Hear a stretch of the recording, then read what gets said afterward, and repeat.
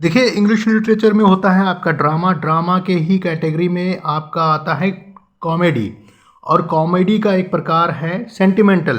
तो sentimental comedy क्या है, इस वीडियो में आज हम लोग जानेंगे। हिंदी इंग्लिश में अर्थ और मतलब समझेंगे, लिटरेचर में इसका एग्जाम्पल देखेंगे और इसकी उत्पत्ति कहाँ से हुई, ये मंजर आम पर कब आया, इसके बारे में डिटेल से जानेंगे। तो चलिए वीडियो को स्टार्ट करते हैं। Welcome to English educate desk. आपका इंग्लिश एजुकेट डेस्क पे स्वागत है।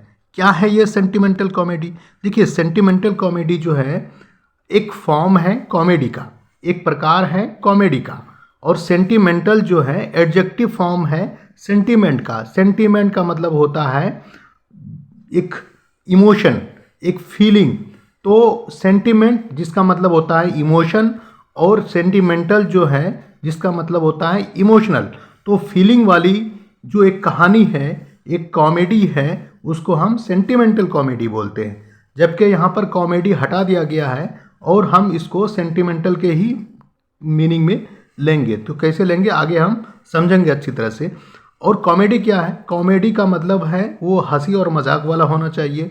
उसके पात्र जो है मजाहिया टाइप को हो, उसके कैरेक्टर्स जो हैं उसको देख करके हंसी आ जाए, वो एक्टिंग जो करे उसकी वजह से हंसी आ जाए, तो वो एक कॉमेडी कहलाती है। और इंग्लिश लिटरेचर में सेंटिमेंटल कॉमेडी एक ड्रामा का फॉर्म है जो सेंटिमेंट्स और इमोशंस के ऊपर बनाई जाती है इसकी कहानी।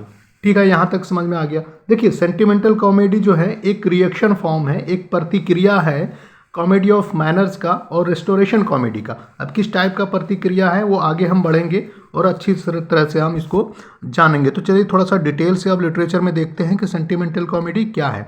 देखिए, सेंटिमेंटल कॉमेडी 18वीं सेंचुरी जेनरा का एक लिटरेचर है और ये कॉमेडी के रूप में सेंटिमेंटल कॉमेडी जो है रिएक्शन के रूप में मंजर आम पर आया, लोगों के सामने में आया। ये एक प्रकार की कॉमेडी जो है बेसिकली जो डील करता है ऑडियंस के सेंटिमेंट्स को अटैक करता है, उसके जज्बात को उभारता है। और जज्बात क्या है, मतलब उसके फीलिंग को उजागर करता है।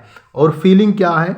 जो इमोशनल टाइप का हो, जो आंखों से आंसू आ जाए, जिसमें जो है गम की भावना हो, दुख और दर्द हो, और जिसमें दया देख करने के बाद उस किसी के ऊपर इस टाइप से जो घटनाएं घटित होती है उसको देख करके दया की जो भावना पैदा हो, वो आपका सेंटिमेंटल कॉमेडी है। It is a form of comedy. एक फॉर्म की कॉमेडी का एक प्रकार तो है, but gives emotional tears rather than laughter. मतलब इसमें हंसी के बजाय इमोशनल टीयर्स आते हैं, आंसू आते हैं, उसी को हम सेंटिमेंटल कॉमेडी बोलते हैं। कुल मिलाकर के आप ये समझिए कि हम सेंटिमेंटल कॉमेडी को नाम देख करके हमें कंफ्यूज नहीं होना है कि ये कोई कॉमेडी है, बल्कि ये इमोशनल और सेंटिमेंटल टाइप की कहानी होती है इसमें। ठीक है, देखिए, कॉली सीबर जो है ये कंसिडर किया जाता है सेंटिमेंटल कॉमेडी के जनक के तौर पे। मतलब इनकी जो फर्स्ट कॉमेडी थी सेंटिमेंटल कॉमेडी, या सेंटिमेंटल कॉमेडी की जो पहली जो कॉमेडी है वो लव्स लास्ट शिफ्ट, मतलब प्यार का आखिरी पारी। तो या फिर इसको दूसरे नाम से द फूल इन फैशन के नाम से भी जानते हैं। तो ये कॉली सीबर के द्वारा लिखा गया था, पहली सेंटिमेंटल कॉमेडी के नाम से जाना जाता है। ठीक है, यहाँ तक समझ में आ गया।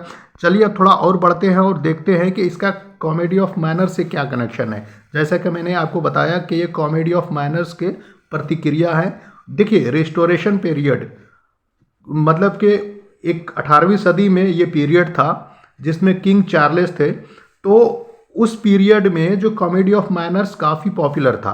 और कॉमेडी ऑफ मैनर्स किस प्रकार के होते थे? तो उसमें वल्गरिटी होती थी, और उसका जो टोन होता था मजाहिया तो होता था, लेकिन बेहुदा मजाक टाइप का होता था। उसमें जो है इमोरलिटी दिखाई जाती थी, और इलिसिट लव अफेयर था उसमें, मतलब कि अवैध संबंध दिखाए जाते थे। पति पत्नी के अलावा भी किसी दूसरे से संबंध रहता था तो वो दिखाया जाता था। Infidelity of love and marriage, शादी होने के बाद भी बेवफाई दिखाई जाती थी। तो ये सारी चीज़ों की वजह से कॉमेडी ऑफ मैनर्स काफ़ी जो है पॉपुलर तो था, लेकिन बुरे रूप में पॉपुलर था, जिसकी वजह से जो है इसका रिएक्शन जो है रद्द अमल जो है आम पब्लिक देना शुरू किया।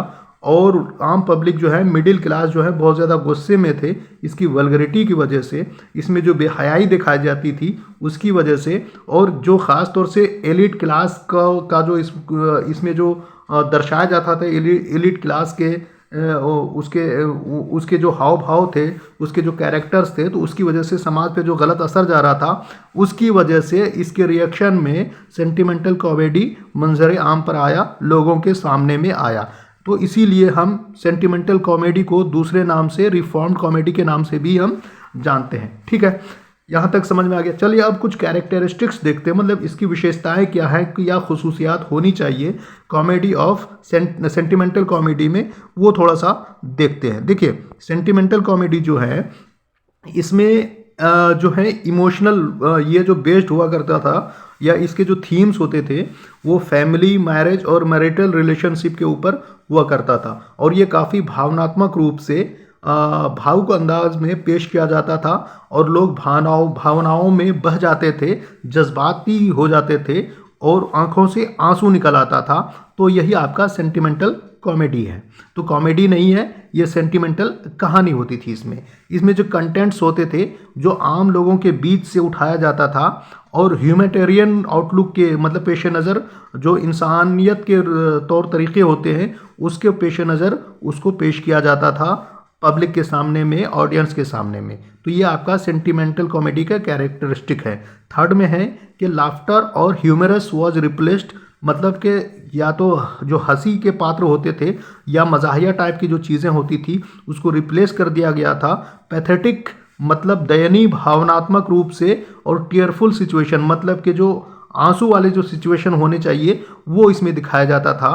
तो इसमें लाफ्टर और ह्यूमरस नहीं होता था, बल्कि पैथेटिक और टीयरफुल सिचुएशन होते थे सेंटिमेंटल कॉमेडी में। ठीक है, यहाँ तक समझ में आ गया। कुछ और देखते हैं कि राइटर्स जो है कैरेक्टर को जो इंट्रोड्यूस किया था वो मिडिल क्लास फैमिली से हुआ करता था, जबकि कॉमेडी ऑफ माइनर्स में वो एलिट क्लास के जो हाव भाव को और तौर तरीके को दिखाया जाता था, जबकि इसमें मिडिल क्लास के कैरेक्टर्स होते थे, और इसका जो थीम होता था वर्चू वर्सेस वाइस, मतलब कि अच्छाई की जीत बताई जाती थी बुराई पर, तो वो इसमें दिखाया जाता था। मकसद भी होता था इसका दिखाने का कि सेंटिमेंटल कॉमेडी जो है वो मोरल लेसन सिखाते थे लोगों को।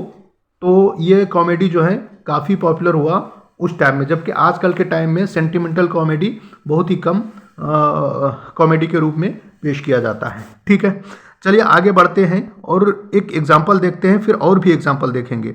देखिए, मोस्टली जो है सेंटिमेंटल कॉमेडी जो बेस्ड हुआ करती थी फैमिली, मैरिज और मैरिटल रिलेशनशिप पे। तो इसमें एक एग्जांपल है द कॉन्शियस लवर्स, जो रिटर्न किया गया था रिचर्ड स्टील के द्वारा।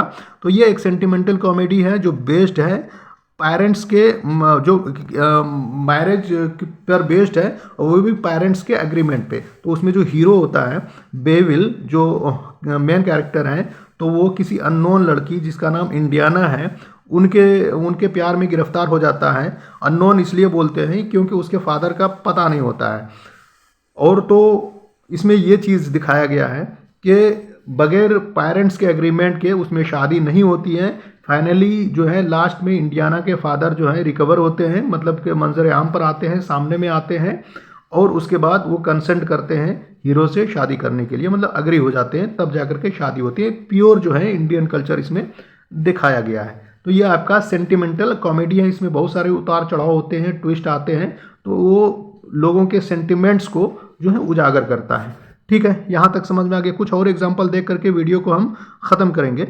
देखिए, कंस्टेंट लव कपल जो है ये जॉर्ज फरकुहर के द्वारा लिखा गया था और फर्स्ट परफॉर्म हुआ था 1966 में। इसी तरह से दूसरा एग्जांपल है द फनरल, ये रिचर्ड स्टील के द्वारा लिखा गया था, पब्लिश हुआ था 1701 में। और थर्ड जो है द टेंडर हस्बैंड, मतलब वो हस्बैंड जिसका दिल नरम मुलायम हो, लुल टाइप का हो, ऐसा लगता है कि को कुछ पता नहीं है। तो या फिर इसका दूसरा नाम है द एकम्प्लिश्ड फूल। तो ये रिचर्ड स्टील के द्वारा ये भी लिखा गया था, फर्स्ट पब्लिश हुआ था 1705 में। तो ये सारे के सारे एग्जाम्पल हैं सेंटिमेंटल कॉमेडी के। तो ठीक है, तो उम्मीद है आपने सेंटिमेंटल कॉमेडी को हिंदी और इंग्लिश में लिटरेचर में एग्जाम्पल के साथ में अच्छी तरह से समझ लिया है। Thanks for watching English educare desk. Please like this video and subscribe my channel to get more videos like this. Thank you.